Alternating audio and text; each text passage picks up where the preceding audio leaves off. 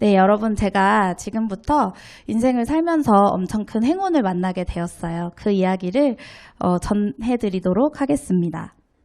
저는 유산화를 만나기 전 척추관절 전문병원에서 근무하는 도수치료사였습니다.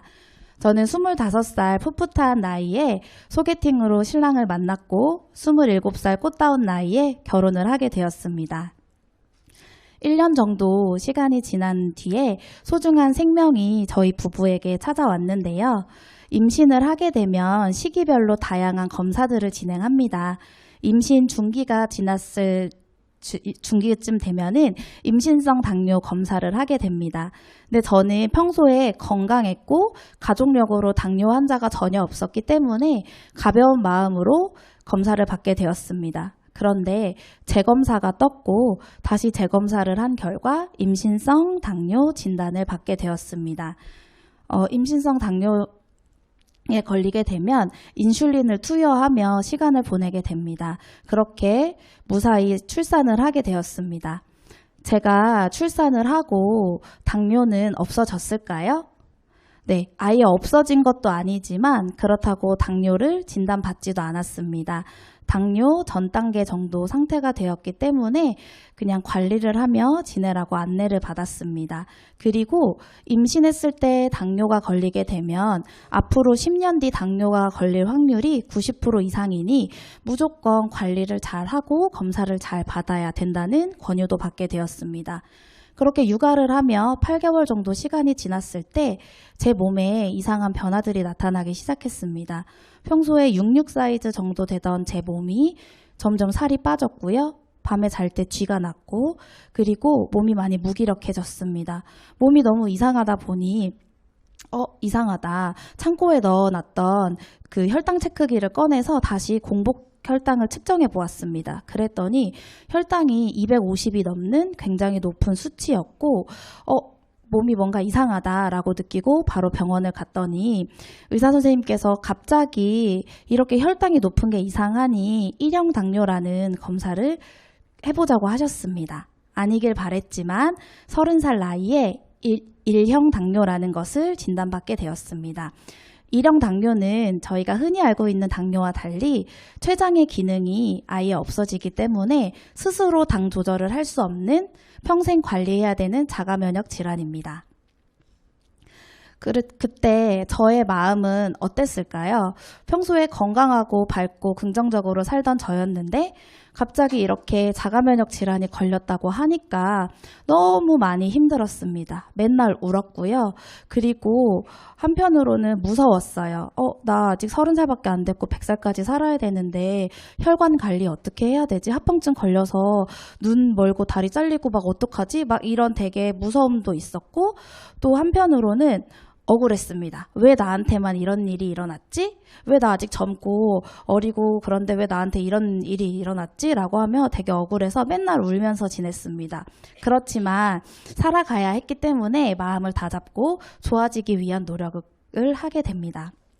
저는 췌장의 기능이 아예 없기 때문에 치료 방법이 유일하게 인슐린을 맞는 것뿐입니다. 인슐린을 안 맞으면 합병증을 얻고 죽게 됩니다. 그렇기 때문에 하루에 최소 4번 인슐린을 맞는 것을 진행하였고요. 그리고 두 번째는 식단 조절을 하는 것입니다. 그런데 제가 육아를 하고 있고 직장 생활을 하고 있기 때문에 부모님의 도움 없이 살다 보니 매번 끼니를 규칙적으로 식사를 조절해서 먹는 것도 너무 힘들었습니다. 그리고 가장 큰 것은 운동이었는데요. 출산과 그런 직장 생활과 워킹맘의 환경 때문에 운동을 하며 지낼 수 있는 체력은 전혀 허락되지 않았습니다. 그렇게 흘러가는 시간 속에서 저는 교회에 다니는데요. 일주일에 한 번씩 목장 모임이라는 것을 합니다. 그곳에서 저 너무 힘들어요. 이런 것 때문에 기도 좀 해주세요. 이러면서 이렇게 나누는데 그 같은 목장 집사님께서 저에게 집사님 건강 상담 한번 받아보시겠어요? 라고 이야기하셨고 평소에 건강에 대해 관심이 매우 많아졌던 저는 네, 받아볼게요 라고 하고 건강 상담을 받게 됩니다. 근데 그곳에서 저는 한 달 리셋 프로그램을 권유받게 되었습니다. GI가 낮은 균형 잡힌 영양식과 안전한 영양제로 식단을 바꿔서 생활을 하고 또 내 몸에 영양을 채운다면 이 원리라면 내 몸이 진짜 좋아질 수 있지 않을까? 라고 기대감을 갖고 진행을 하게 되었습니다. 그래서 일주일은 리셋, 2주는 2단계, 그리고 2단계 일반식 할 때는 무조건 화이버즈를 섭취했고요. 다시 마지막 주 일주일은 리셋을 하게 되었습니다. 한 달 뒤에 제 몸에 변화가 나타났는데요. 바로 당화혈색소의 변화입니다. 당화혈색소는 3개월간 내 몸에 있는 그 혈당치를 알려주는 기준이고 그 당뇨 환자가 혈당 관리를 잘 하고 있는지 알려주는 지표인데요. 일반 정상인들은 5.7 미만이 정상이지만 당뇨 환자들은 6.0에서 6.5 사이로 조절을 해야 합병증으로부터 안전하다라는 그런 기준을 가지고 있습니다. 제가 처음에 진단을 받고 병원을 갔을 때 제 당화혈색소는 12.5, 평균 혈당이 300이 넘는 되게 높은 수치였는데요. 아까 보셨던 좋아지기 위해서 했던 그 많은 노력들을 통해서 당화혈색소는 7점대까지 내려왔고 근데 아무리 노력을 해도 7점대 밑으로 절대 떨어지지 않는 거예요. 그런데 제가 한 달 동안 식사를 바꿔서 그 프로그램을 진행했더니 6.8이라는 당화혈색소가 떨어진 것을 경험하게 됩니다. 그때 저는 와 이거 대박이다 라고 생각을 했을까요? 아니에요. 저는 의심했어요. 이거 일시적으로 좋아졌을 수도 있겠지. 뭐 이것만 먹었다고 내 당화혈색소가 떨어졌겠어? 라고 의심을 하면서 그럼 나 한 달 더 두 끼 뉴트리밀 식사를 해볼래 라고 한 달 더 2단계를 진행하게 됩니다. 그때 제 당화혈색소는 6.5라는 수치로 불과 한 달이 되지도 않는 기간에 떨어지는 것을 경험하게 되었고 평생 관리를 해야 되는 저는 함께 할 수 있는 친구 같은 식단을 만났다는 거에 정말 너무 행복했습니다. 그렇게 이게 지금 2019년이잖아요. 지금 2023년 동안 저는 어떻게 됐을까요? 네, 저는 1형 당뇨이기 때문에 그 음식을 먹으면 무조건 인슐린 용량을 조절해서 배에다 주사를 해야 됩니다. 왜냐하면 음식을 먹으면 혈당이 올라가는 것을 잡아주는 것이 없기 때문인데요. 그런데 뉴트리밀 식사를 하게 되면 이 노란색 선 보이시죠? 이게 당뇨 1형 당뇨 환자는 이 노란색 선 안에서 관리를 해라. 이 빨간색과 노란색 선 안에서 관리를 해라. 라고 해서 보여주는 그래프예요. 이게 뭐냐면 저는 지금 배에 연속 혈당기라는 거를 측정하고 있어요. 손으로 혈당을 체열하지 않아도 1분에 한 번씩 핸드폰으로 이런 그래프가 전송됩니다. 올라간다 인슐린 맞아. 내려간다 얼른 주스 먹어. 이러면서 알려주는 그래프거든요. 그런데 저 빨간색 선 안이 한 달 동안 저의 그래프인데 아침을 뉴트리밀로 식사했을 때 안정적으로 보여지는 그래프입니다. 그리고 그 밑에 그래프는 저는 6개월에 한 번씩 무조건 리셋을 진행하고 있어요.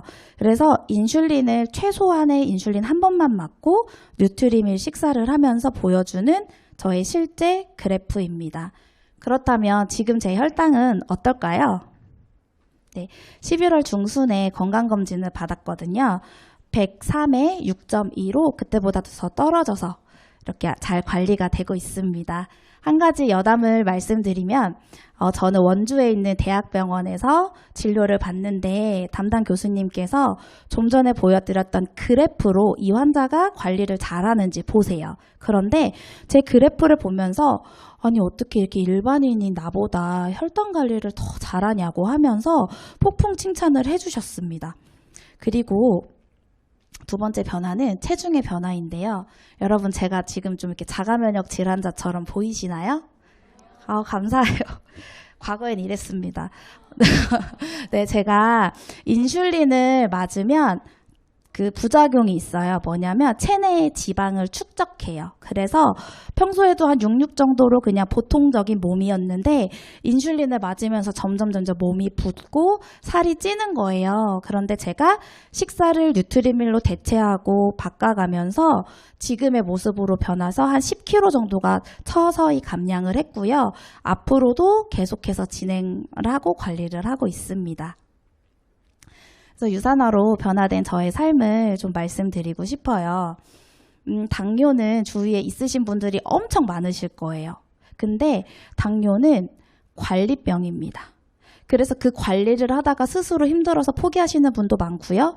나 이거 먹고 싶은 거 다 먹고 살 거야. 나 관리 안 해. 라는 분도 정말 많습니다. 그런데 제가 꾸준하게 헬시 라이프 스타일 챌린지를 계속 몇 년 동안 참여를 하면서 그 인증을 하면서 정말 생활 습관이 완전히 바뀌었습니다. 그 생활 습관이 바뀐 것뿐만 아니라 또 가장 많이 바뀐 게 뭐냐면 바로 체력이에요. 안전한 그런 뉴트리션 제품도 섭취하고 단백질이 풍부한 영양식도 하게 되다 보면서 7,000보를 걸을 수도 없었고 또 몸을 쓰는 육체적인 일을 했기 때문에 체력이 너무 힘들었습니다. 그런데 운동도 그 헬스장 가서 운동도 할 수 있고 다양한 운동을 배울 수 있는 기회도 있고 그리고 7,000보, 10,000보 이상 걷는 것은 지금도 문제가 되지 않습니다. 그리고 두 번째는 자신감인데요.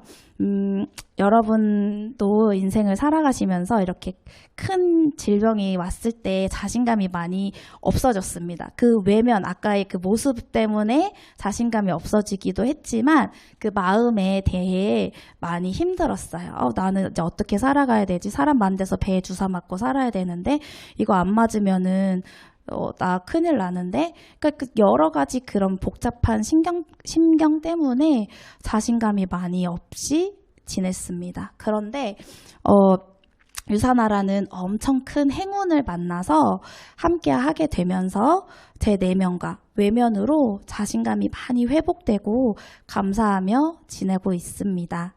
그래서 저는 여러분들께 마지막으로 말씀드리고 싶은 게 있는데요. 그 유사나라는 행운이 여러분에게도 왔거든요.